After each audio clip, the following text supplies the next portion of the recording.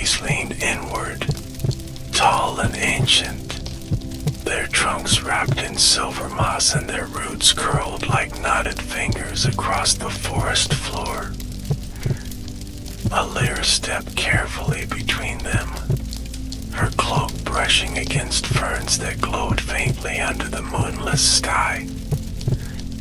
There was no path, and yet her feet moved with quiet certainty, drawn by a pull older than memory.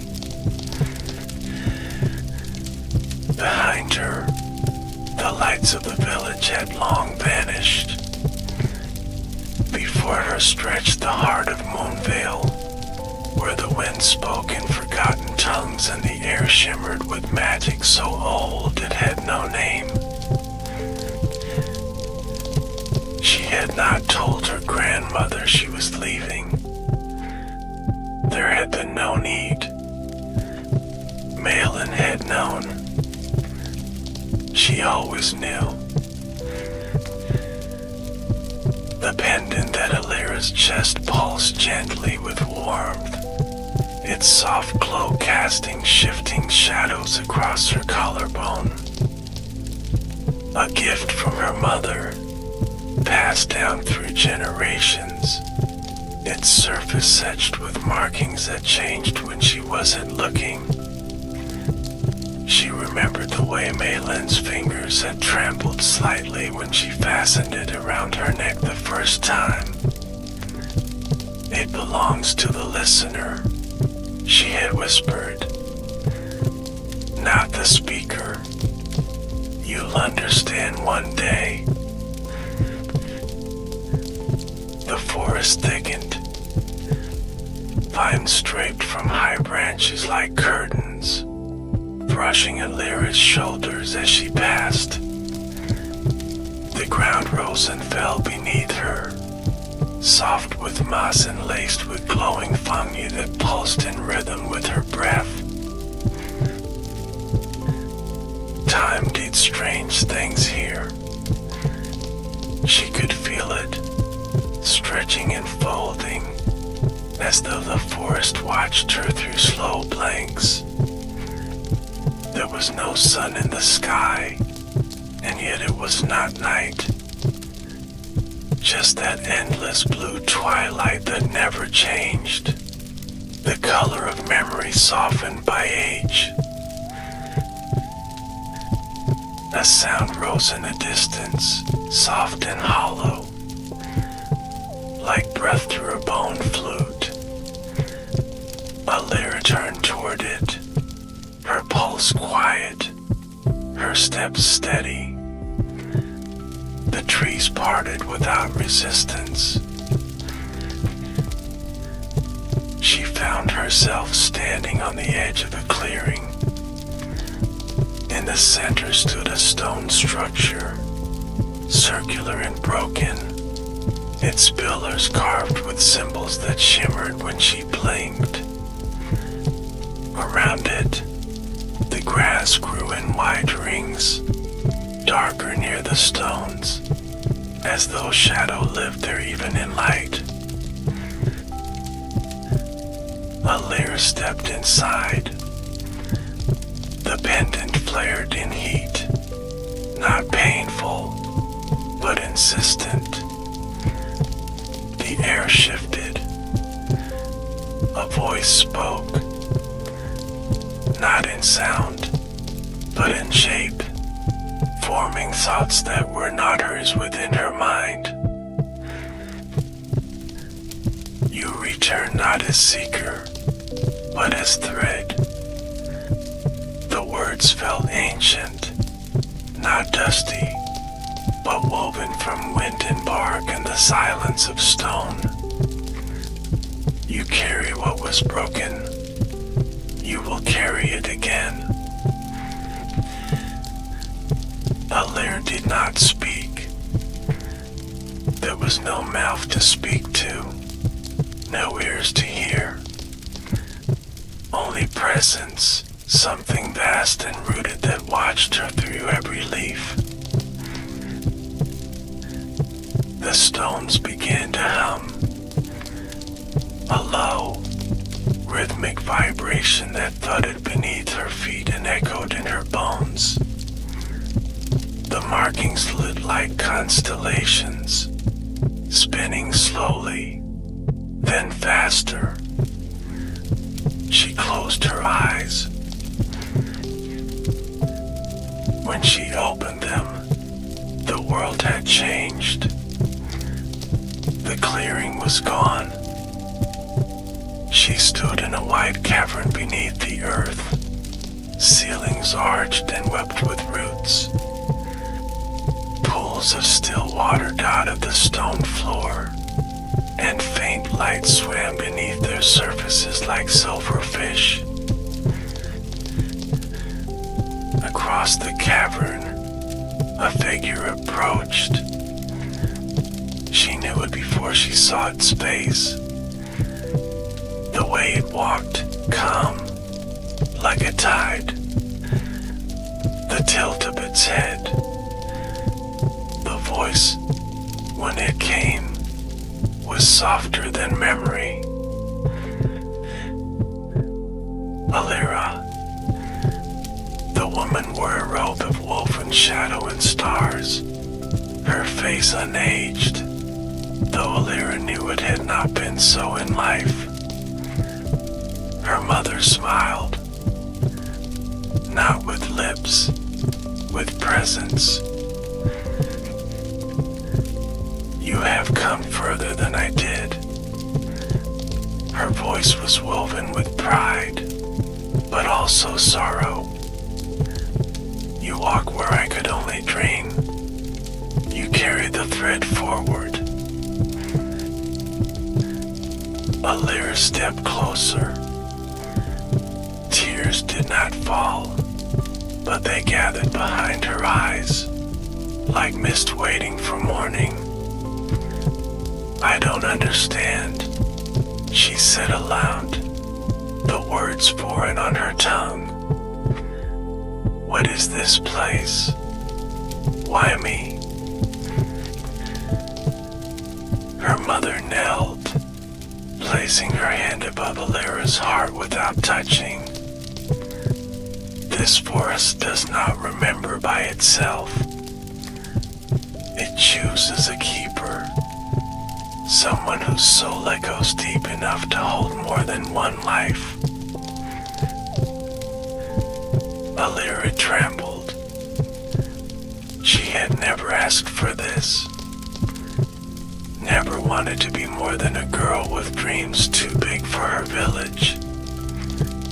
And yet, here she was, the center of a pattern too vast to see.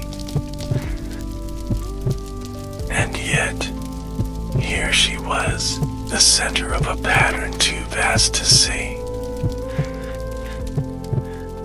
Her mother's gaze held steady, like a candle sheltered by cupped hands, unwavering even in unseen wind. Do not try to carry the pattern, Alira. Let the pattern carry you. The voice within the air murmured through her mother's shape, warm as spring water, slow as dusk. The cavern breathed, roots shifting overhead like the slow motion of constellations, droplets gathering and falling into the star pools with hollow music. Alira's fingers hovered above the nearest surface of water, and the reflection broke into petals of light, each petal holding a memory that did not belong only to her, but to the forest and to those who had listened before. They forgot us because they needed to forget their fear, her mother's presence said, the words forming like dew along the edges of thought, round and delicate. When fear is louder than wonder, stories are the first to fade and the last to return. Can I bring them back? Alira asked, her voice quiet, not wanting to disturb the patient breathing of the stone. Or must I stand watch until the end of endings? Must I be only a door that no one opens? A soft laugh rose from the rude work, tender as moss, as if the whole earth smiled with her. You are not a door, child. You are a path that remembers where feet go when they have forgotten their weight. The presence replied, and the pools brightened like eyes learning to love. The pendant warmed against her skin again, a steady pulse, a metronome for breathing with the world. Walk with me, her mother said without moving her lips, and the silver-lit shore of water extended like a ribbon of dawn through the cavern, making a corridor where none had been. They moved without their feet, gliding as if carried on the memory of steps, leaving nothing disturbed behind.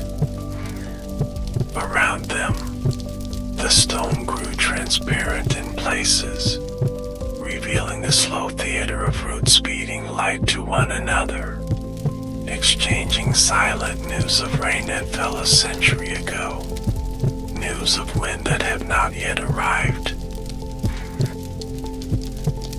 A door of woven branches waited at the end of the ribbon.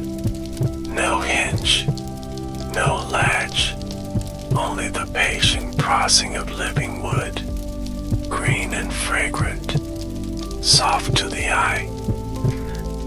Alira raised a hand, and the twigs unbraided with a sigh, opening like a yawn into night. The night was not dark, but the color of violets in shadow, lit from within by a moon that was not the skies, but the forest's own heart. Fields rolled away, not of grass, but of luminous spores drifting knee-high, parting around them like friendly breath. For beyond, a city rose, not built of stone, but of braided trunks and singing glass. Towers grown from patience and listening, windows shaped by rivers as they froze in thought across centuries. It is older than the stories of age, the present said, and younger than the next leaf that will open. It is both, like you. They approached along a causeway of roots that remembered feet, and the towers leaned slightly toward Alira, curious. The way tall flowers follow a child who sings. At the city's threshold, figures waited, cloaked in moonleaf and bark cloth, their faces veiled by a fine lattice of spider silk that glimmered like rain. Keeper, they said together, and the word did not strike Alira as a crown, but as a promise that shared its own weight. She bowed because her chest asked her to, not her mind, and the silk veils brightened as if blushing. We remember you from before, one of them added, voiced like woven reed flutes. Not your face, not your name, but the measure of your listening.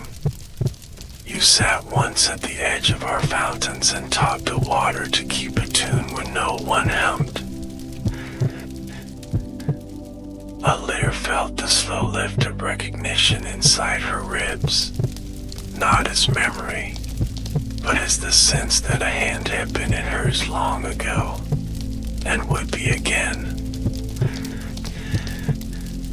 They led her through avenues where fruit hung like small moons, fragrant with night citrus and sulfur fig, and where soft-winged moths traced letters in the air that faded into scent, spelling lullabies in perfume. Children with eyes like seed pearls peer from braided balconies, their laughter soundless, yet carried by the veins of leaves to the ground. At the city's center stood the lull fountain, a basin carved by patient water from a single sleeping stone, its rim lined with lichens that glowed a kind blue. "Here," said the reed-voiced figure, "we keep what is too soft to say loudly. Here we store the almost songs, the not yet remembered." A lyre knelt, palms together over her heart, and the pendant brightened in rhythm with her breath. Upon the fountain's face, images formed, not seen by eyes, but recognized by the skin, a gallery of gentleness, of nights when someone almost spoke and was forgiven for their silence. "Teach me how to hold without breaking," she whispered into the lulling mist, and the fountain answered with a note so low it was more warmth than sound. A hand touched her shoulder, light as the thought to sleep, and she looked up into the silk veils. Beneath a lace of spider thread, eyes shone like pollen caught in candlelight. "You will walk 3 circles," said the figure, "the circle of first names, the circle of bound roots, and the circle of unspoken water. Each circle returns something you have not yet lost, and asks you to lay down something you were never meant to carry." A lyre rose, knees unshaken, voice steady within. "Begin with first names," the presence of her mother murmured just behind her ear. "For the beginning is where endings learn their courage. Breathe, and the path will open." The city opened a seam in its streets, revealing a lane paved in seed shells and pale bark, smelling faintly of milk and rain damp linen. A lyre walked, and with every step, a name like a bell whispered itself against her skin. Names of children never spoken aloud, names of mornings that had not yet arrived, names of wishes that did not require winning to be real. At the lane's end, a circle was painted in moon milk upon a floor of woven roots, its edge decorated with tiny feathers and curled bonds. "Stand inside and speak the earliest name you know," said the veiled guide, standing back, hands folded as if holding a sleeping bird. A lyre stepped into the cool glow. Her mouth opened, but the name rose not from tongue nor throat, but from the soles of her feet, traveling up through her bones like sap. "Errol," she breathed, and the air warmed as if the window had been opened to a late afternoon. She did not know the name, yet it knew her, and with it came a memory of sunlight resting in a cradle of reeds, of tiny fingers grasping the shadow of the leaf, of a lullaby hummed by a throat too full of love for words. "First names are the weightless anchors," the guide said, reverent. They keep souls from drifting farther than they want to go. Carry them gently, and they will carry you back. The circle's milk light faded, leading the faint scent of almond and new paper, and Alira felt a strand of quiet tie itself from her chest to the city, then out beyond the towers, into the massed breathing of the forest. They led her to the circle of bound roots, where trunks set shape to braid around open space, and their bark shone like varnished river wood. Here the air tasted of iron and honey, and a murmur rose from the ring, like many old voices telling each other small truths. Lay down what was never yours, the guide said simply, stepping away as the woven trunks breathed wider, inviting.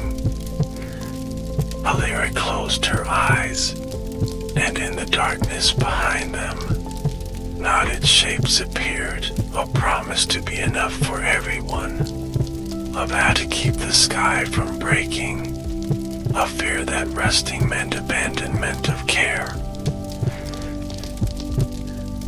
I release what does not become love when carried, she said, and the roots sighed, their knots loosening by degrees, until the braid lay smooth as sleeping hair. When she stepped out, the city's towers seemed to lift a fraction, as if gravity had forgiven something small and stubborn. A path of wet light opened toward the north side of the square, leading to the circle of unspoken water. Here, a shallow basin waited, full to its lip with mirror stillness, catching not the sky, but the breath of every person nearby. Speak nothing, the guide whispered, and Alira obeyed, kneeling, letting her breathing slow until it matched the unhurried rhythm of the city. Within the water, scenes rose gentle and clear, a night when Mailing wept alone at the stove and wiped her eyes with rosemary, a morning when a stranger left a loaf of honey bread on their sill and folded the paper into a crane, an afternoon when Alira almost changed her mind about leaving, and the forest sent a small brown moth to sit on her wrist until her heart softened again. She did not speak, because the water asked her to save the softness for when silence could not hold it, and so she bowed her head and let the basin drink the heat of her tears as they did not fall. Keeper, the guide said at last, their silk veil pearled with dew that had not been there before. You have completed the 3 circles. You may now hear the name of the forest from the inside. The towers dimmed to a hush, as if every living surface turned its ears inward, and a tone rose that had no pitch, only tenderness, only depth, a note that asked nothing except to keep existing. Alira felt it gather under her ribs, in her palms, behind her eyes, beneath her tongue, and then the name arrived soundless, like a seed landing in good soil. She could not say it aloud, not because it was forbidden, but because speaking it would make it smaller than it was, and the forest deserved its full size. Now we walk to the weaving, the guide said, hands unfolding to show a set of threads so fine they might have been light, each one a different temperature of silver. We will stitch your listening into the old tear, and the wound will remember softness instead of fear. They led her into a hall grown from arching limbs, the ceiling a lattice of leaves that sang so quietly it was only felt on the skin. At the hall's center, a loom waited, not wood, not bone, but the shaped patience of seasons. Its shuttle a small wind that went where it was needed. Place your pendant on the beam, said the guide, and Alira did, feeling how the quartz sang back to the loom with the timbre of home. Threads rose from the beam, meeting the air, learning her breathing, matching the metronome of pulse in her neck, then settling into an easy sway like branches do when they trust the wind. One by one, she took the fine silvers between finger and thumb and drew them through the warp. Each pass a thought made gentle, each return a promise to continue. With every movement, a small scene opened at the hall's edge, a field that had forgotten how to throw shadows learning again. A brook that had run too fast for too long sighing into its banks. A fox sleeping with its head on its own four paws without dreaming of pursuit. Alira did not tire, because the loom borrowed her weariness and returned it as calm. The way an elder borrows a burden with a smile and turns the weight into a story worth hearing. When the last thread joined, the weave did not end. It widened. It's such as walking outward to meet the present, so that the city itself seemed inside the cloth, and the cloth inside the city. Keeper, the guide whispered, almost shy now, would you like to rest? Alira listened inward, and rest answered her like warm water between palms. Yes, she breathed, and the hall softened its light, and the woven air shaped a gentle bed from itself, low and leaf-scented, patient. She lay down with her hands crossed over the pendant, and the city sang a song that did not need words, a melody for returning, for forgiving, for remembering without ache. Her mother's presence sat beside her like a cool bowl set on a nightstand, close enough to reach, distant enough to be honored. Sleep, little river, the presence murmured, and Alira drifted down between breaths as if held by hands made of dusk. She woke to the quiet thrum of leaf flight on her eyelids, a soft brightness that did not demand she rise, only invited. Her breath met the city's breath, slow and even, and for a moment she could not tell whether she lay upon a bed or upon a gentle memory of moss shaped like a bed. When she sat up, the hall had changed itself into morning, though no sun shone and no shadow sharpened. A pitcher of water waited beside her, glazed in faint sky, cool to the sight. She drank, and the water tasted of driftwood and first rain, a flavor like returning to a word she had once known and then misplaced. Outside, the avenues of living wood hummed with a hush that was not silence, but shared attention. People moved the way tides move, carrying baskets woven from vines that whispered softly as the weight inside shifted.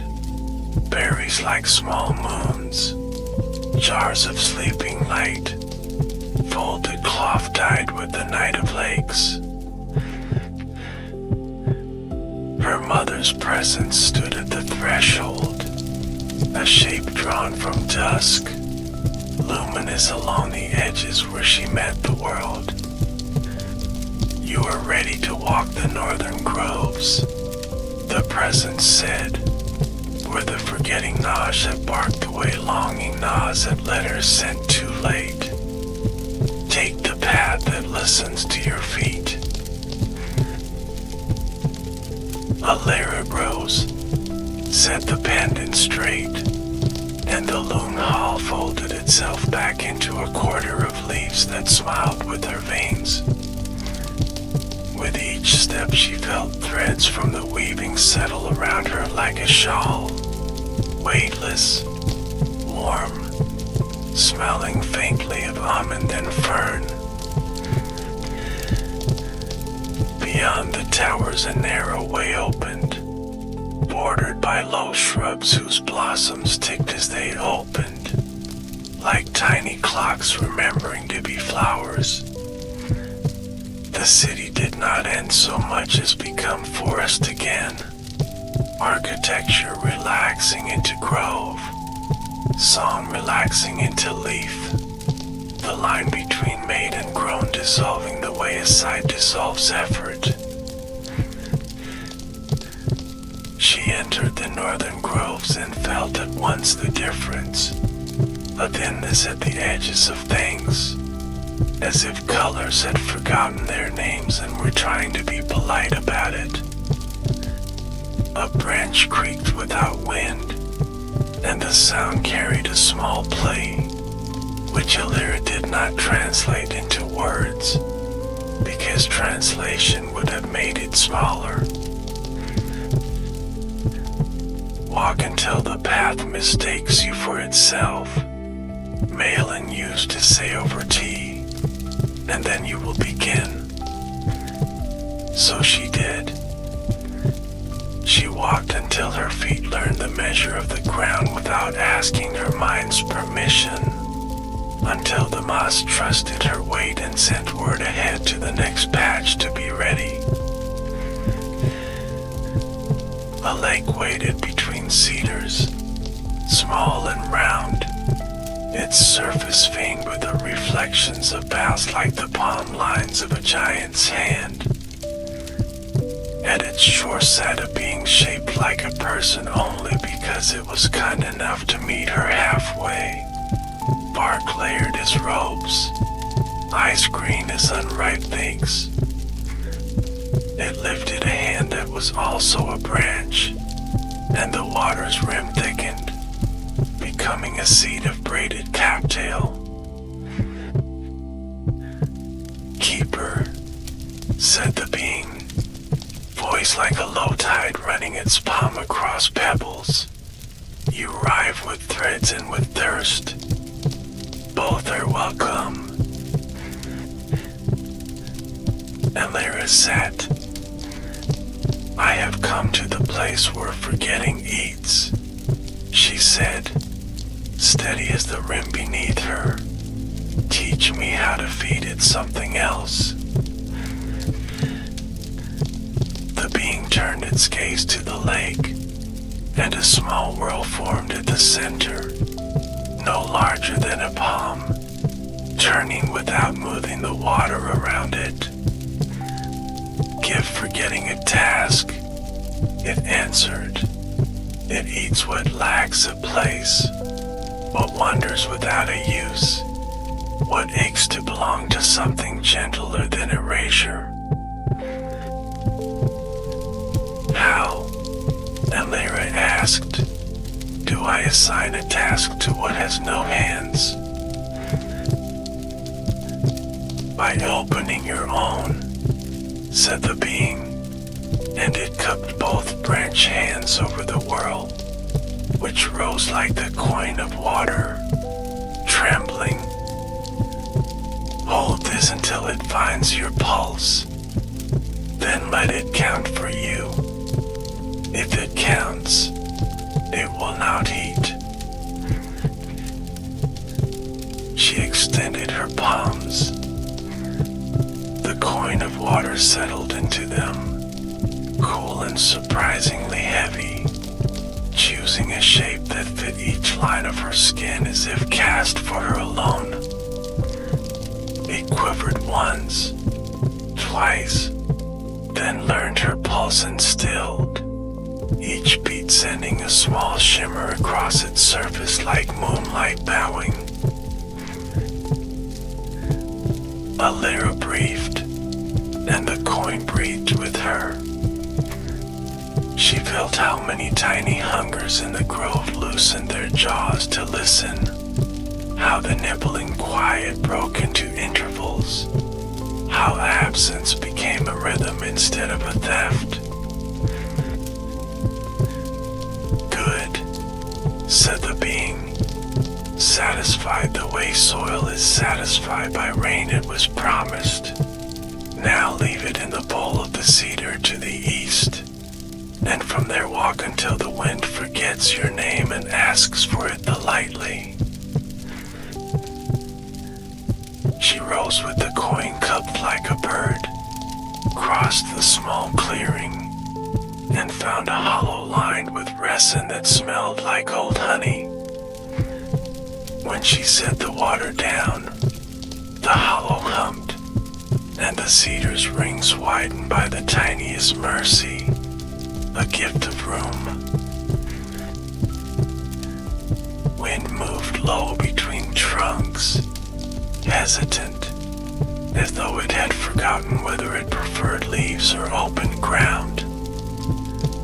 A layer followed, and before long the grove opened into stony rises where lichens wrote their soft alphabets on granite, sentences whose grammar was patience.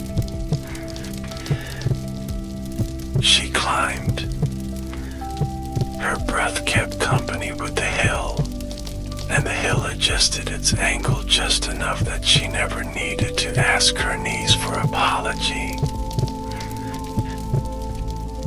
At the crest she found a field of standing stones, shorter than her shoulders, arranged in curves like the ribs of the whale.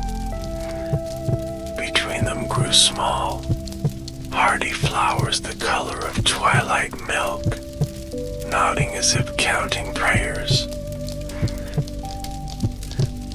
A figure waited amid the stones, neither tree nor person, dressed in the evening of slate, wrist circled by rings of woven grass. They bowed with the gravity of snowfall beginning. We marked the intervals, it said, voiced like pebbles poured into a clay jar, so grief knows where to sit and where to rise. Lyra stepped closer until the nearest stone touched her knee, cool through the clod, speaking a temperature that felt like a word for clear. I was told to walk until the wind forgot my name, she said, and ask where a name rests when wind misplaces it.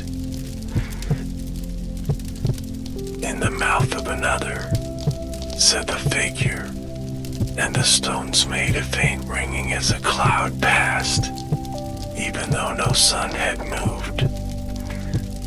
Would you speak your name as if you were saying it for someone who cannot say their own yet? Lyra closed her eyes. She did not push her voice. She let it arrive, small and round.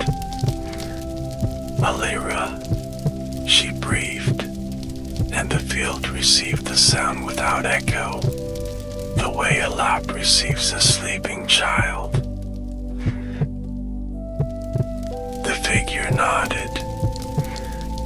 Good. Now take this stone, it said, lifting a flat piece no wider than a palm, and carry it until it becomes a note you can hum without moving your lips. When it does, place it where fear used to stand in you. She took the stone, heavy only because it contained so much quiet, and tucked it inside her cloak over her sternum. At once her breathing found a new room inside her, a chamber where Worry sat at a small table with tea and looked up, surprised to be addressed kindly. Thank you, she said, and the figure inclined its head until lichen brushed lichen. She descended a far slope into a valley where thought grew on stems, petaled and pale, and each flower released a soft sigh when brushed, like fabric shaken out in late afternoon. Here the air was cool and tasted of river stone, and somewhere below the surface a current moved without sound, happy to be believed in even unseen. An arch of woven reeds crossed the valley, not a bridge, but a promise that there can be one when needed. A layer walked beneath it instead of over it, and the reeds rustled a little lullaby as if to say thank you for not hurrying. On the far side, a small house leaned into a low hill, half door, half burrow, its roof grown in with time that brushed the ankles of birds. Smoke rose from a chimney that did not burn, but remembered the shape of warmth well enough to draw one. Inside, a woman sat mending a basket with thread made of river hair, her fingers quick, her face unremarkable the way a beloved path is unremarkable because it always arrives. She did not look up. I wondered when you would come, she said, and Alira felt her shoulders loosen, because being expected is a kind of rest. What do you mend? Alira asked, though it was plain as breath. Carriers, the woman replied, for those who take more than they need without malice. Baskets for memories that want to move together instead of apart. Sit, and I will show your hands how to be softer than intention. Alira sat, and the woman placed the basket between them, guiding Alira's fingers through the weave. The reeds spoke in tiny ticks, correcting the angle of her touch, praising her when she chose ease over force. Everyone thinks mending is the opposite of breaking, the woman said, smiling without showing her teeth. But mending is a kind of breaking on purpose, making openings so that what belongs together can find its way again. A while passed, and the basket grew round enough to hold a night's worth of listening. Alira set it on her knees and felt how the reeds remembered her touch and promised to be kind to whatever would be placed inside. Take this with you, the woman said, handing over a small bundle wrapped in bark cloth, dried moon sap, It sweetens bitterness that does not know how to end itself. Alira thanked her, rose, and stepped back into the valley of fog flowers, the basket light upon her arm. The northern groves deepened, and with them the feeling of thinness returned, now etched with a soft rasp, like silk worn by too much loving. She followed the rasp the way one follows a scent through memory, and found a grove of beeches whose trunks showed pale scratches not made by claw, but by a language that had forgotten its verbs. Alira set the basket down, placed her palm upon the nearest trunk, and listened. What came was not a story, but a list, a catalog of things left half done, of songs begun and then apologized for, of hands withdrawn just before the touch that would have completed the kindness. She breathed, and from the bark cloth bundle drew a sliver of moon sap, laid it in the basket, and waited. The sap softened into a gloss, and the basket's weave glistened, making a low sound like a mother remembering a refrain.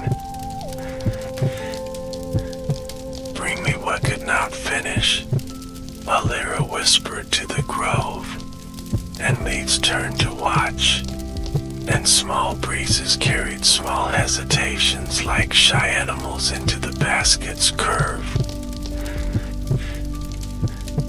One by one they came, a note hung too long over a well of silence, a step that waited for a second foot, a sentence that purled like a fern because its end had not learned how to open. She did not force them, she invited, and in the inviting they chose themselves. When the basket weighed as much as a small hour, she lifted it and poured its contents gently onto the ground, where the moon sap made a shallow mirror, and the unfinished saw their faces and believed themselves worthy to continue. The rasp softened. The beeches smoothed their pale scratches until they became lines that meant resting instead of fraying. From deeper in the northern reaches a cry rose, not of pain, but of a sudden emptiness, realizing it could be full. Alira followed, her steps now accompanied by a quiet humming that belonged partly to her, partly to the stone at her chest, and mostly to the world when it remembers its own key. She came to a ravine where a bridge had once been. Its end still waited on either side, patient, as if trusting that even absence could learn to span itself. The drop was not deep, but it was important, and below a stream whispered the same line again and again like a practice the heart does before it dares to be seen. On the far side a child stood, hair like thistledown, eyes dark with carefulness, hands full of twine. They did not cry. They watched Alira as one watches an answer that might be a question. Will you cross? Alira asked. If we make something that is not a bridge but knows how to behave like one. The child nodded once, then looked at their twine as if it might speak first. Alira set down her basket, took the twine and listened for the place where the ravine wished to be introduced to itself. She found 2 stones on either side that had been neighbors for a long time without learning each other's names, and she tied the first line between them, not tight, but friendly.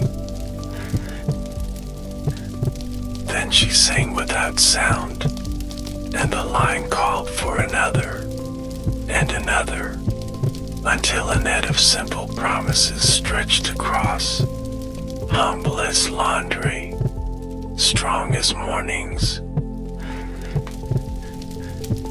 "Come," she said, and the child stepped lightly, holding a breath not of fear, but of respect, and reached the near side with a small app they had not expected to own.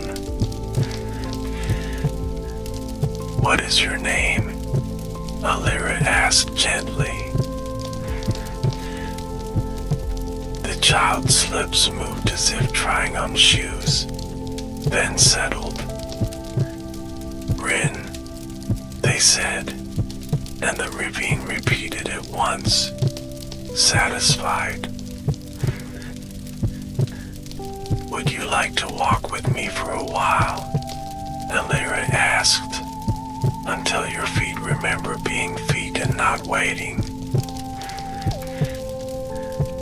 Rin nodded, and they went together beneath pines that smelled like cedar chests and winter letters, the air cool enough to carry thought clearly without hurrying it.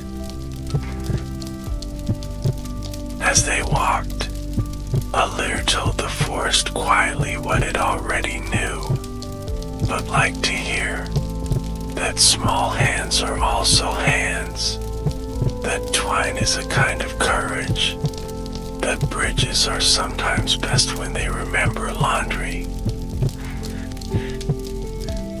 They came to a meadow where bells grew from stems, each one tuned to a kindness, and the wind played through them tenderly, not as a musician, but as someone brushing hair.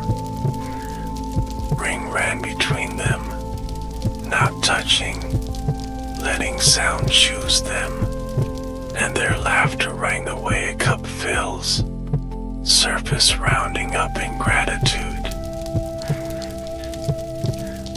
On the far side of the meadow, a gate stood with no fence, made of willow and silence, hinge oiled with patience. Alira opened it, even though there was nothing to keep out, because gates do not always mean barriers. Sometimes they mean attention. Beyond, a glade of low water lay like a mirror that had learned to breathe, dotted with stepping stones shaped like broadleaves. In the center, a tree grew from the water, long-limbed and silver-barked, fruit hanging like dim lanterns, light felt more than seen. The remembering fig, Alira said without knowing how she knew. It ripens when someone chooses to stay. Rin looked up into the branches, and one fruit brightened slightly, as if smiling with pulp. Alira stepped onto the leaf stones, which held firm under her weight, and reached up. The fig detached itself without resistance, sat warm and patient in her palm, smelling of dusk and clean linen. She broke it open, and inside the seeds shone like small evenings, each one containing a house where someone told the story softly with the light slow. Alira offered half to Rin. They ate, and the glade listened, and far away the city leaned a fraction closer,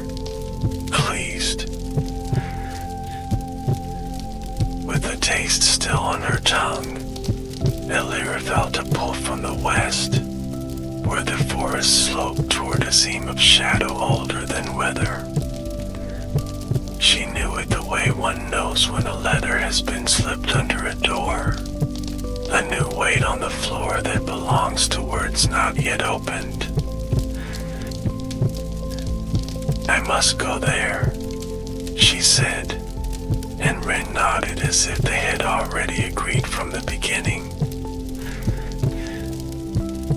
They walked until the ground wore less moss and more hush, until the trees grew farther apart the way chairs do when a room expects an argument, then closer again when it chooses comfort instead. At last they reached the seam, a fault where two kinds of listening met and had not spoken to each other for a very long time. On one side the air carried the perfume of rain that had confidence. On the other the scent of books that had not been opened because their spines were afraid of creasing. Elira set down the basket, placed both palms on the ground where the seam ran like a sleeping snake, and waited for the shape of the silence to show itself. It did, slowly, like frost growing inward from a window's edge, making patterns that were beautiful only because no one had asked them to be. This is where the old oak thinned, her mother's presence said from the leaves above, a tone halfway between prayer and recipe, where guardians became witnesses and witnesses forgot they were also hands. "How do I take in it?" Elira asked, without making it hard. "By asking for help," the presence answered, out loud, so the air can remember the shape of asking and be less shy next time. Elira swallowed, placed her stone palm over her heart, and spoke. "Guardians of the listening oath, come sit with me at the seam. I have thread, and a basket, and a fig that taught me how to share a sweetness. Help me make the oath tender and strong at once." From across the grove forms arrived, not marching, not summoned, but wandering closer as one comes to a fire because the night is cool and stories have laid out blankets. Beings of bark and moth, of reed and loam, people with hair like grass seed and eyes like rainy windows, elders with hands that looked like maps to places that never moved. They sat. Elira set the basket between them, laid threads of silver light across knees and roots, and Rin placed the last of the fake seeds in a small circle so each seed could hear everything and be heard by everything. "Let the oath be something that enjoys being kept," Elira said, and the seam warmed, as if a hand beneath the soil had reached up to meet hers. They wove without hurry, passing thread from palm to palm, tying with knots that wanted to be untied only by joy, humming a tune the bells back in the meadow might have written if asked. When they finished, the seam did not disappear. It learned how to be a seam that introduces rather than divides, and the two kinds of listening nodded to one another like neighbors letting their fences grow into hedges. Evening settled the way a shawl does when a grandmother remembers her shoulders are smaller than they were, and a mild chill reminded the grove that warmth tastes better after welcome. Rain leaned against Alira's side, waved light as an agreement, and the guardians began to rise in ones and twos, leaving behind the shapes of their sitting so the ground would not forget the joy of their company. Alira looked up through the branches. No stars, because Moonveil kept its own sky in its sleeves, but 1,000 small brightnesses where Sap remembered lightning kindly. We should return to the city for a while, she said softly, to bring the news that the seam has become an introduction. Rain nodded, eyes already half closed, and together they took the gentlest path, the one that had learned their footsteps and laid out soft places in advance. By the time they reached the rude causeway, the towers were humming a chord that meant company, and small lamps of sleeping light had been hung along the balconies, each one dim as a sigh. In the lull fountain square the veiled guides waited, their silk damp with dew that had practiced all evening to arrive just as they needed it.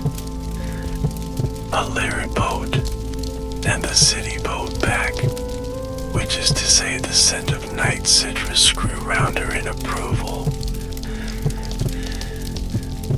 The northern groves breathed easier, she said, and placed the basket at the fountain's edge. Some unfinished things learned how to continue.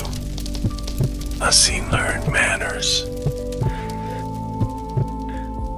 Then you are ready to hear the deep names, the reed-voiced guide answered, and the air in the square leaned toward them the way a reader leans toward the next page of a book that smells like cedar and sleep. The deep names do not belong to mouths, but to breathing. The guide continued, you will not speak them, you will walk them, and the world will understand. Alira's pendant brightened as if to say yes, and her stone palm hummed the quiet hum of the kettle just before it thinks of singing. Come at first hush, the guide added, when the city is most itself and least concerned with being seen. Alira and Rain were given a high bower to sleep, woven from branches that learned their names quickly enough that neither of them felt alone when turning. They lay listening to the slow heartbeat of the towers, to the small rustles of moth letters settling into vowels, to the far fountain's lull returning in waves like breathing a story. Alira's last thought before sleep was not a thought, but a warmth resting its cheek against hers, and the night tucked them in as if folding a page hid the place a reader most loves. They woke at first hush, when the city's song was a low ribbon winding through the woven streets, when even the leaves seemed to breathe more slowly so the light could find its way. Rain rubbed sleep from their eyes with the back of a small hand, hair a soft halo, gaze bright as dew balancing on a blade of grass. Alira felt the pendant warm and greeting, and the bower opened the seam to let them descend, stair by quiet stair, into the square where the lull fountain kept watch. The veiled guides waited beneath an arch of living glass, their silk threaded with the faintest glint of blue, like daylight remembering its manners. "Walk with us to the hushing gate," said the reed-voiced guide. "There you will enter the corridors where deep names learn themselves by walking." They moved through avenues that exhaled coolness, past balconies where sleeping lights dimmed to make room for the hush, past windows woven from river patience, each pane a different lull. The hushing gate was no door, but a long breath held between two elder trunks, veined with setback pulsed in time with the city's heart. As Illyra drew near, her stone palm tingled, and the gate answered by loosening the silence just enough to let them through. Inside, corridors stretched like gentle rivers, floored with woven bark that warmed to bare feet, walled with stacked leaves pressed into translucent panels where seasons slept like unbroken eggs. "Breathe on the panels," the guide instructed, "and name nothing. Let what knows you learn you again." Illyra exhaled, and her breath drew small spirals across the leaf panes, each spiral flowering into a scene that could not be looked at straight, only felt from the side, like a memory that does not wish to be startled. She walked, and the scenes kept pace, a field trusting shadows again, a brook taking smaller steps so stones could hold their stories, a child learning to hum before speaking so words would arrive softened. Rin's hand slipped into hers, a comfort that made the corridor brighter without changing the light, and the woven floor hummed in approval.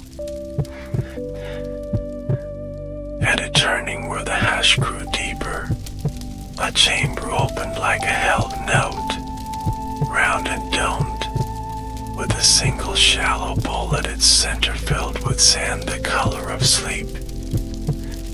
"Here the deep names gather," said the guide.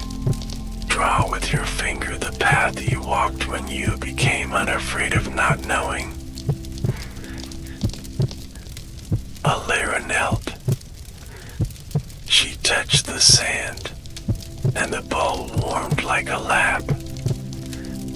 She drew a line that was not straight and did not apologize for it, curving where the growth asked, pausing where a moth might wish to rest. Around the bowl, the leaf panels brightened, and faint letters rose from the sand like steam from bread, assembling into a name she could not pronounce without making it too small. She did not speak it. She stood, breathed, and walked the name instead, tracing the line with her steps, letting it teach her how to move through questions as one moves through a garden without waking what has chosen to close for the night. Rin followed, and the sand held both sets of prints as if holding two notes in harmony, allowing each its own path while listening for the space between. When the circuit closed, the bowl smoothed itself, keeping the name not as text, but as warmth, and a new corridor opened from the far side of the chamber, smelling faintly of Perrin raincloth. They entered, and the hush changed flavor, less like sleep, more like the first minute after waking when the dream is still kind enough to sit beside you. Hear creatures padded in and out of sight, narrow foxes with ears like folded letters, owls whose feathers wore patterns of knitting, silver ants carrying buttons at moonrise. A stooped elder waited on a bench of braided willow, fingers ink-stained, eyes that could see through the front of the story into the room it kept behind.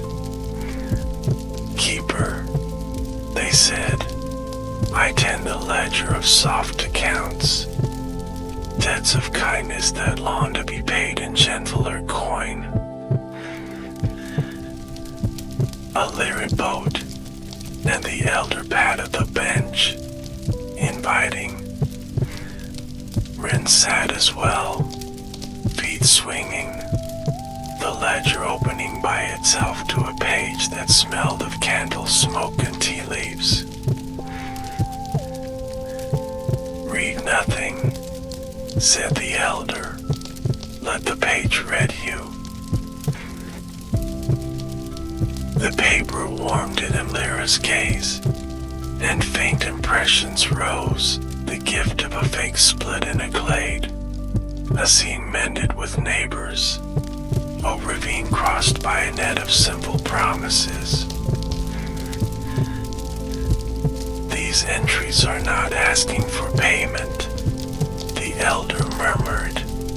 They are asking for continuation. Find 3 places that would like to go on, and give each a small tool for continuing.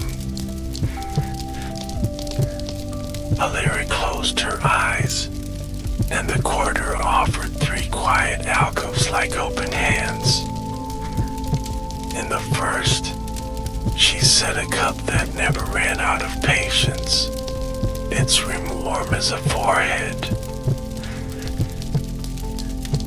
In the second, she laid a needle threaded with mourning, so that any tear mended with it would remember to be softer where it had been strong.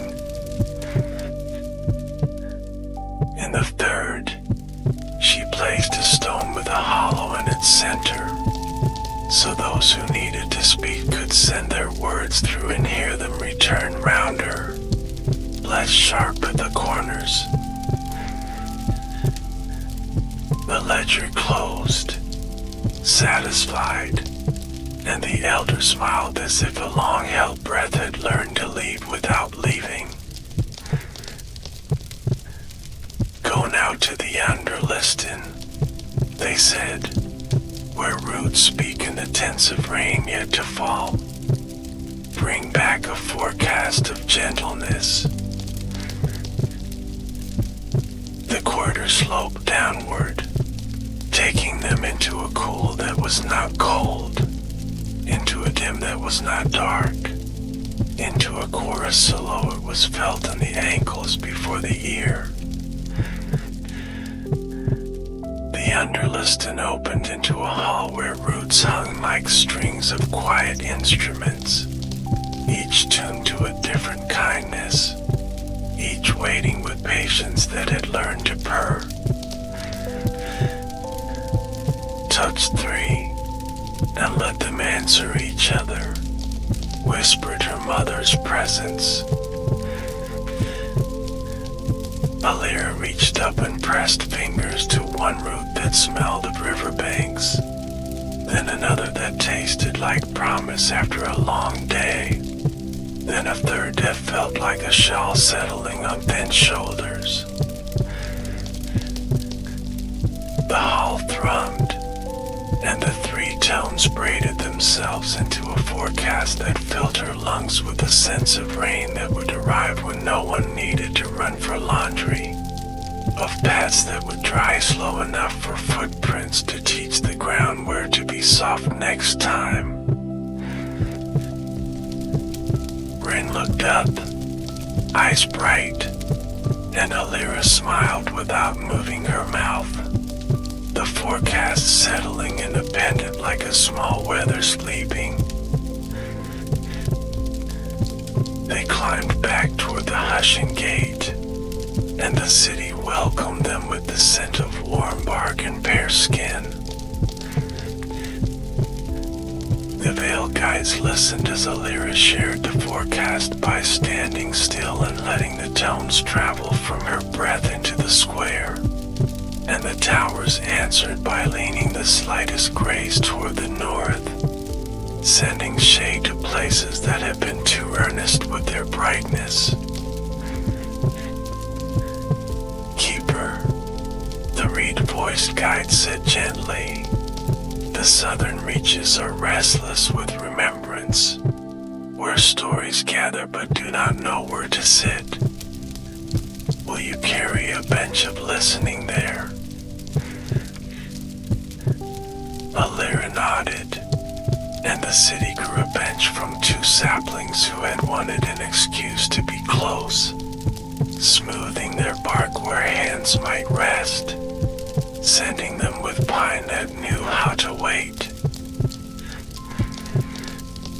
She and Rin shouldered the bench together, finding that it weighed less the more gently they held it, and they set out through an arcade of branches that formed a soft tunnel toward the south. The southern reaches met them with a wind that carried half-told tales, laughter cut short by memory of labor, lullabies interrupted by doors closing softly.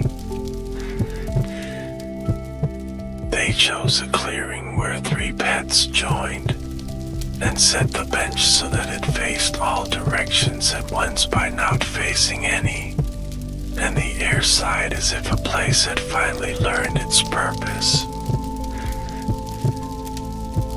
Let stories arrive in the order of their breath, Alira whispered, and she sat.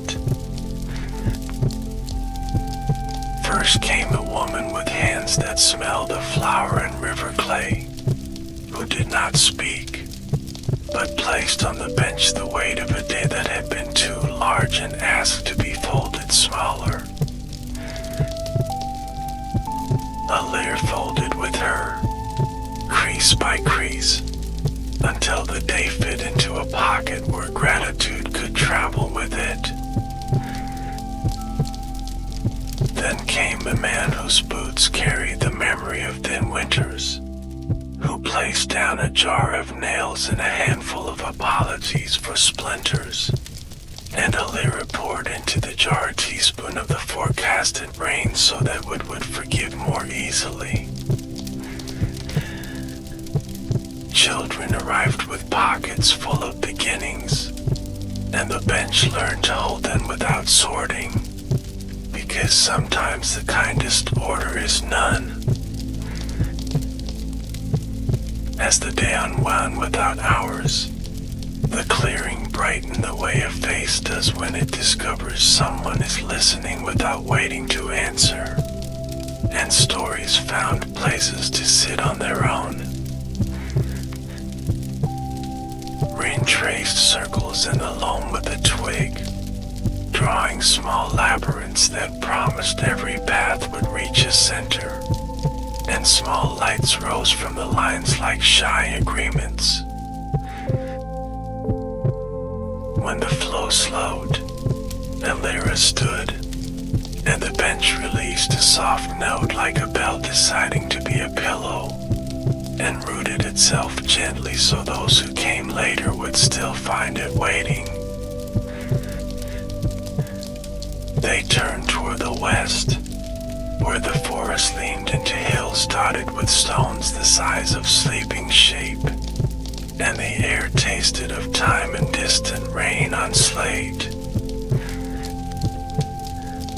A path of light lichen led them to an old wall, half fallen, whose stones were held together by memory more than mortar.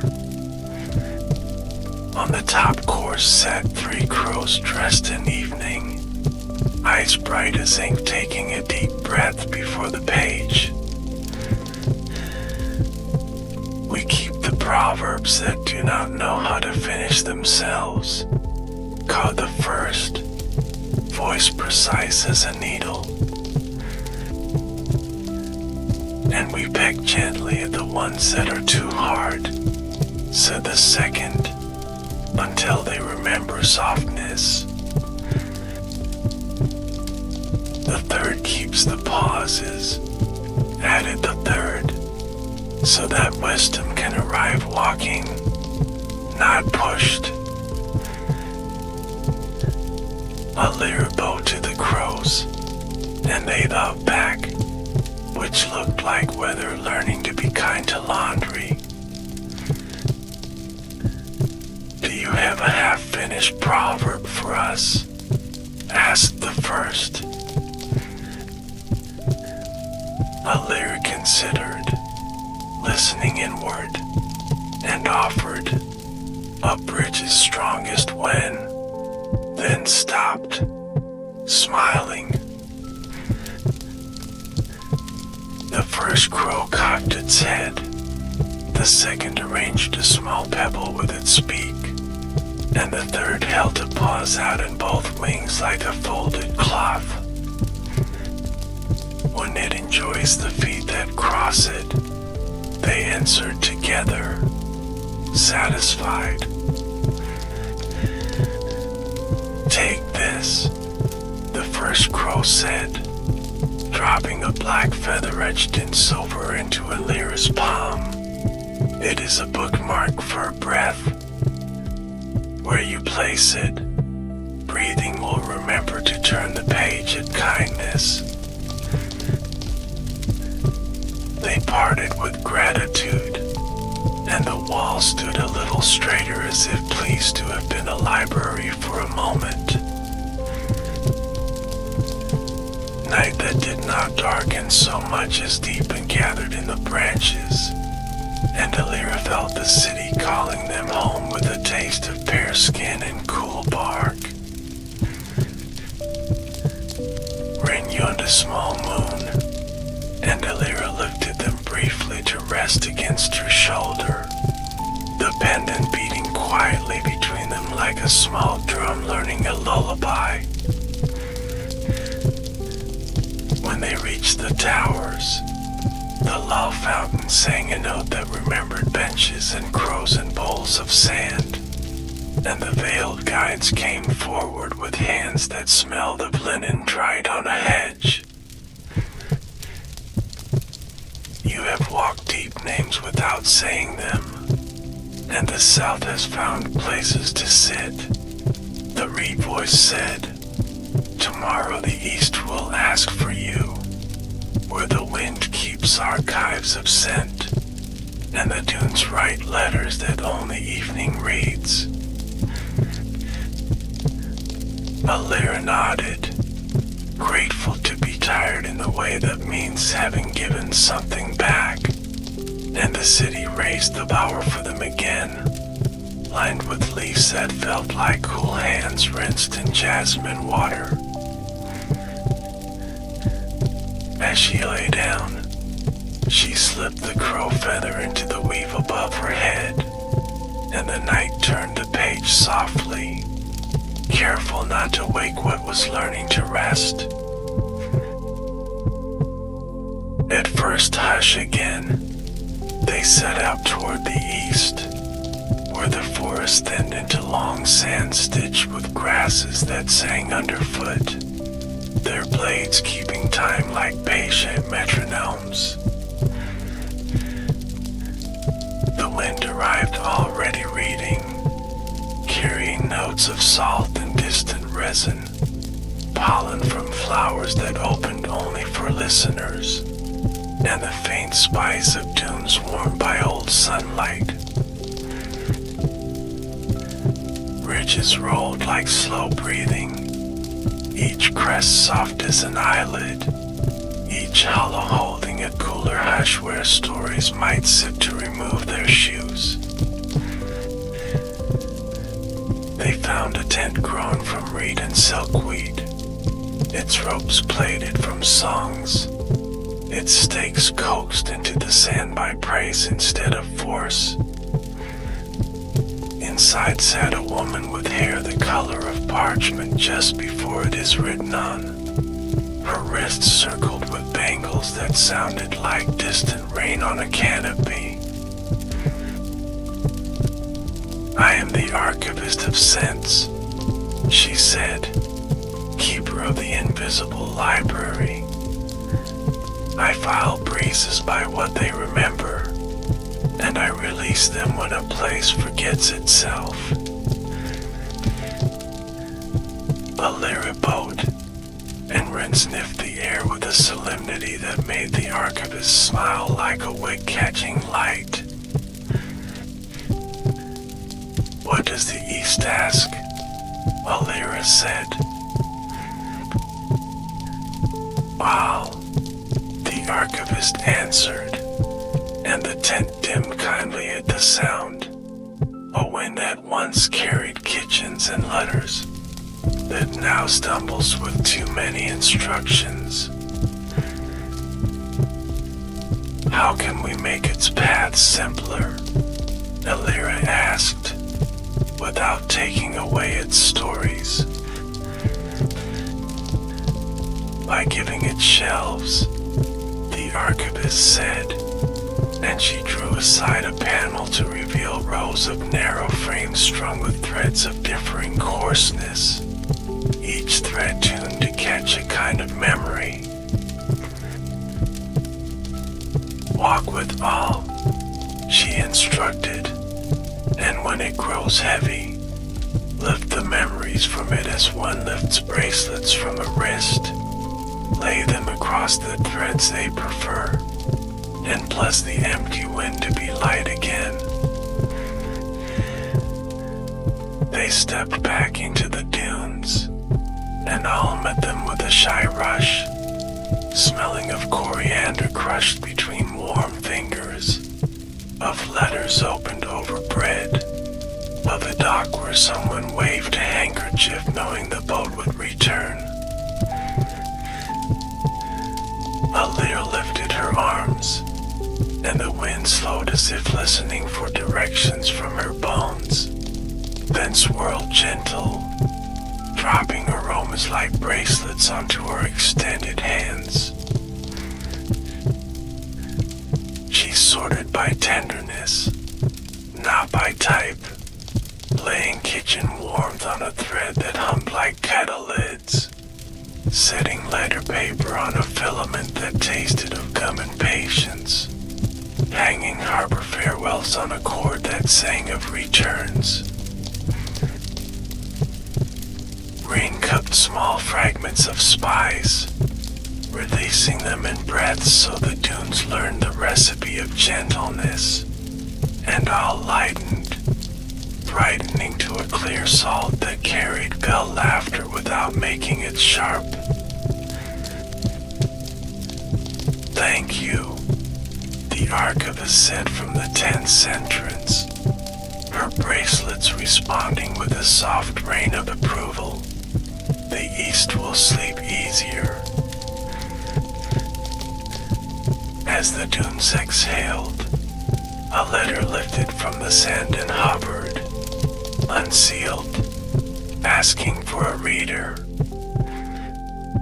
Alira opened it with both hands and found no words, only a scent that was her grandmother's kitchen the year she learned to listen to time. She laughed softly, and the letter folded itself into a bird, landing in Ren's hair and becoming a pen of quiet paper. By the time they turned back toward the heart of Moonveil, the dunes had written a new page with their backs, and the page read, "We remember by leaving space for arrival." They walked beneath branches that reached like unhurried tides, and the city met them with lamps barely awake, a hint of pear again, and the soft staccato of muffled letters settling into consonants. The veiled guides listened to all that did not need telling, and told the lyre gently, "The west wants your feet at twilight tomorrow, where cliffs keep the geography of echoes, and waves practice patience against a ledger of stone." A lyre nodded, feeling the map of Moonveil draw itself more clearly in the room behind her ribs, each direction a chapter that preferred being read slowly.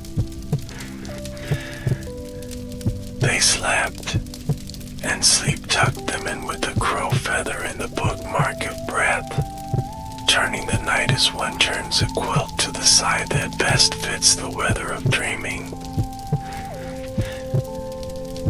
Twilight met them already waiting at the western cliffs, sea spread below like a page that refused to end, waves writing lines and letting them be erased with grace. Stone ledges teared down the face of the cliff, each a bench for echoes that had not yet found their original voices, each holding small bowls where salt dried into lace. A figure in a coat of kelp and net stood with their back to the wind, hair salted to the color of gull feathers, eyes long acquainted with horizons. "I am the censor of long replies," they said with a smile. "I shorten nothing. I merely teach patience to those who fear they will be interrupted." A lyre boat, and the sea applauded gently against the stones out of habit rather than urgency. Some echoes returned too quickly, the censor explained, and so they grow thin, like bread cup while still steam soft. We will show them how to take the longer path so they can arrive with flavor. They set small mirrors at different distances along the ledges, polished with eelgrass until they remembered the moon even in daylight, and a lyre sang without sound toward the farthest glass. The echo left like a shy guest shown the door with warmth, traveled in a wide arc that let it glimpse coves and gulls and a slow arithmetic of tide, and returned heavy with kindness, fitting her like a shawl instead of a shout. Wren clapped quietly, and the censor grinned as if Salt had invented laughter. They tuned several more echoes, some meant for cliffs, some for city courtyards, one for the lull fountain that would only be used when someone forgot how to forgive themselves and needed to hear their own plea returning kinder. By the time the first stars woke behind leaves, the sea had deepened to ink that knew how to be read by touch, and the wind smelled of rope, lemon peel, and letters that would arrive on time. They walked back slowly, because slowness teaches past how to love the feet that used them, and the towers of the city glowed with the soft pride of hosts who enjoyed setting extra plates. In the square, the veiled guides arranged seats that were more suggestions than furniture, and beings from each direction gathered without announcement, bringing the day's new gentlenesses like dishes to share. A lyre felt the weave beneath everything hum, her pendant moving in small circles of warmth, the crow feather steadying her breath between sentences she did not need to say. Her mother's presence stood near the edge of the square, bright where the night stroked it, quiet where the city's hush leaned. Alaris. The presence murmured. North softened. East sorted. South seated. West unhurried. Now the center asks. Alaris felt it then. A call rising from the heart of Moonveil, deeper than roots, older than weather, asking not for a task, but for company. She took Rin's hand, and the square opened a path that was not a path so much as a consent, leading between towers that bowed, through corridors that kept their hush for later, into an avenue of elders whose bark had learned to be soft without losing strength. At the avenue's end lay a circle of earth without moss, without leaf, bare as a palm held open for trust. Above it the canopy made a small round window where the forest's private moon looked in like a friend at a bedside.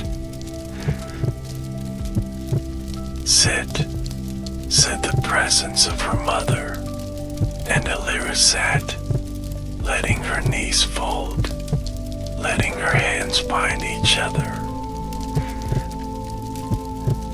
Rin sat too, their shoulder warm against hers, their breath finding the page where hers rested.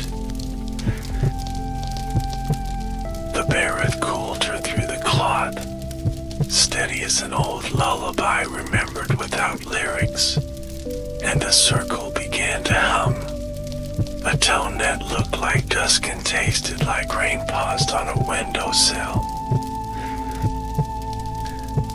Moonveil would like to tell you a story, the presence said, in the way forests tell them, which is to say slowly enough for roots to nod along. Alaris closed her eyes, and the story rose on the inside of her ribs like steam, a warmth that formed rooms, each room lit by a memory that did not insist on being seen. It began with the time before names, when listening was the only language and everything spoke it as easily as water speaks shoreline, and continued into the first oath made between leaf and hand, when people promised to walk lightly not out of fear, but out of fondness. It told of years when the oath ended, not because of malice, but because of hurry, and how hurry is a fine tool that forgets it is a tool when it is praised too much. It told of keepers who came before, some who carried stones, some who carried looms, one who carried only a pocket full of pauses and taught an entire valley to breathe between questions. And then it rested, not because the tale was done, but because resting is part of telling. Alaris opened her eyes, the circle still warm, the private moon still patient, the city a quiet ring beyond. What does the center ask? She whispered, though she already suspected the shape of the answer. For you to stay, the presence said, in a way that means you can go and still be here. For you to become a room within which others remember themselves gentle. Alaris listened to her own breath, and it sounded like he has said without sound, and the circle brightened, and the elders rustled the way shawls do when they approve. Rin leaned their head against her arm, and the pendant hummed the low thread that found the loom again in the hall of arches, and the weave widened once more to include the promise of the sitting. The circle's warmth lingered beneath Alira's knees, and the city's distant lull braided itself with the hush of leaves until the two were one thread, easy to hold, unwilling to fray. Rin's breathing steadied against her arm, small and sure, and the pendant's glow found a quiet that was not absence, but a fullness finally seated. Stay as you are staying, her mother's presence murmured, and the center will remember the shape of your yes. A breeze traveled through the elders with the confidence of a well-learned path, carrying scents of bare skin, time roofs, and rain that knew when to pause at thresholds. Far off, bells in the meadow answered with a kindness meant for moth letters, and the lull found and turned one more page without tearing. Alira closed her eyes again, palms open over her knees, and the circle spoke once more, not in words, but in textures of rust. This was not a summons, not a trial, not a task disguised as a blessing, only an invitation to keep company with a living thing learning to be gentle with itself. She let her breath fall into step with a deep pulse beneath the soil, the old arithmetic of sap and shadow, and a map unfolded inside her slowly as lace dries, revealing the smaller pets that connect smaller rooms to a larger home. When she opened her eyes, the private moon had shifted by the width of the fingertip, enough to silver the edges of bark and show the grain of night.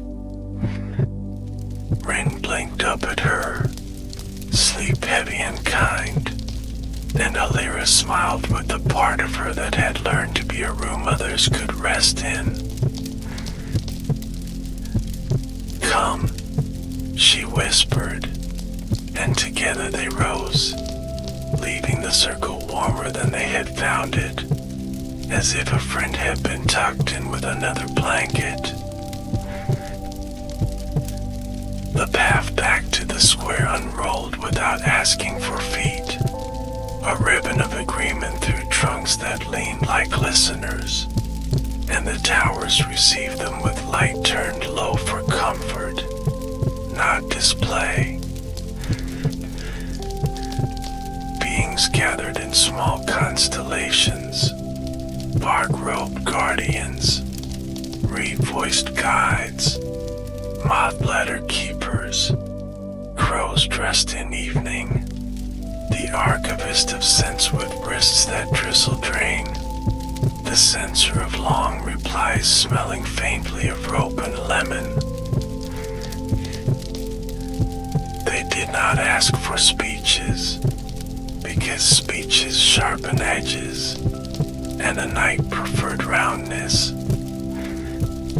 Instead they shared breathing, shared glances like quilts, shared the small weight of a day that had chosen to be kind wherever it could. Alira took from her cloak the black feather etched in silver, and slipped it into the weave above the lull fountain, a bookmark for breath where anyone might find it and remember to turn the page gently. Her mother's presence stood at the edge of the square where shadow and leaf light trade secrets, bright along the borders like a promise carried carefully. It is time for me to rest more deeply, the presence murmured, not away from you, only further in.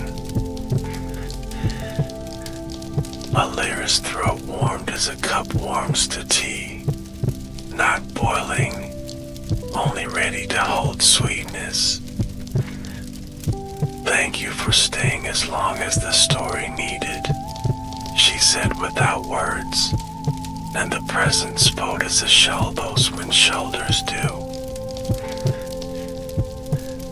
A hush like velvet passed across the square, and the presence softened into the weave of the towers, the patience of roots, the mild slope of paths that remember kindness, until it was everywhere and nowhere, like the taste of pear after the last bite. Ren's fingers tightened around Alira's for a heartbeat, then relaxed with a trust that moved like tide, unafraid to go, certain to return. The reed-voiced guide approached, silk veil silvered with dew that had learned the timing of blessing, and placed in Alira's palm a small spindle grown from river patience. For ordinary days, they said, when there is no ritual, and you must still weave ease from the morning. Alira turned the spindle once, and a thread of almost invisible light gathered from the air, soft as a breath that has found listening, strong as a promise that likes being kept. Night deepened at the edges like ink finding paper, and the city lifted the bower again, leaves cool as rinsed hands, fabric of shadow tuned to lull. Alira lay with Ren tucked close as a comma tucked into a sentence that means to be gentle, the pendant warm between them like a small hearth, the feather above remembering when to turn the page. She did not count hours, because Moonveil does not keep them like coins. It keeps them like seeds, ready to be planted wherever rest can grow. Dreams came like moth letters read aloud by the dark in a voice trained for kindness, and each letter folded itself into a nest of the edge of her breath, promising to hatch into mornings that do not hurry. At first hush, she woke to the city's slow ribbon again, the taste of time and pear skin, the sound of water remembering lullabies in stone. There was no summons waiting, and that was a gift, because not every day needs a task to prove it belongs.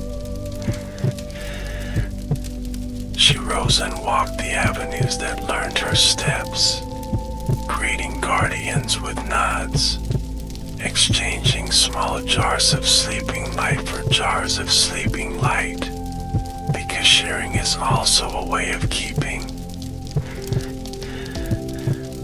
At the lull fountain, she dipped her fingers and watched the water place a quiet upon her nails, a Polish maid of patience. The crow perched on a braid of branch above her, head tipped, eye bright as punctuation. Bookmark still holding, it remarked, pleased by its own brevity, and Alira laughed without sound, a laugh that made the fountain remember an older page worth rereading. She visited the loom hall where the woven air kept widening itself without being asked, edges walking outward to include new small promises placed by strangers with careful hands, and she placed beside the beam a spool labeled ordinary, spun from the new spindle in a color not seen, only felt in the jaw unclenching. In the northern groves, the cedar bowl where the coin of water had learned her pulse, then touched it with 2 fingers, leaving behind a thank you that tasted of almond and new paper. Beaches held their lines now like soft stories told on blankets, and the ravine's net of simple promises had been replaced by a bridge that refused to pretend it was more than woven twine, proud of being enough. In the south, the bench of listening had grown the merest hint of roots, so it would not wander when stories crowded, and someone had left a note beneath it that read and sent, "Thank you for letting my day become smaller." To the east, I'll practice shelves with delight, setting down kitchens and letters with the order of a cook who hums, lifting again with lightness and good salt. To the west, echoes took the long way home, returning shawled and flavorful, making cliffs feel like pages that enjoy being turned by careful hands. Everywhere, small things continued, and continuation became its own ritual, requiring only breath, and sometimes a spindle, sometimes a feather, sometimes a bench, often nothing but presence. Alyra returned at evening to the circle of bare earth, sat as she had sat before, and felt the center sit with her, companionable silence that tasted faintly of pears and dusk. She did not ask what would come next, because next had learned to arrive without knocking loudly. Wren arrived with 2 small figs in their hands, the remembering fig having chosen to ripen for those who stay, and they split one again, sharing sweetness between breaths. The private moon lowered its veil a fraction more, silvering the hair at Alyra's temple, marking her not as older, but as kept by a gentleness that shows. "Will we always live here?"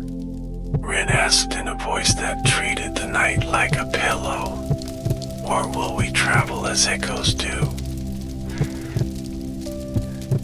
Alyra listened, and the answer rose like steam again, unhurried. "We will live in the way bridges live," she said softly, "in place, and wherever feet remember us." Wren's smile was an exhale, and they leaned their head to her shoulder while the elders rustled their approval, shawls adjusting, roots settling their quiet. The night grew round.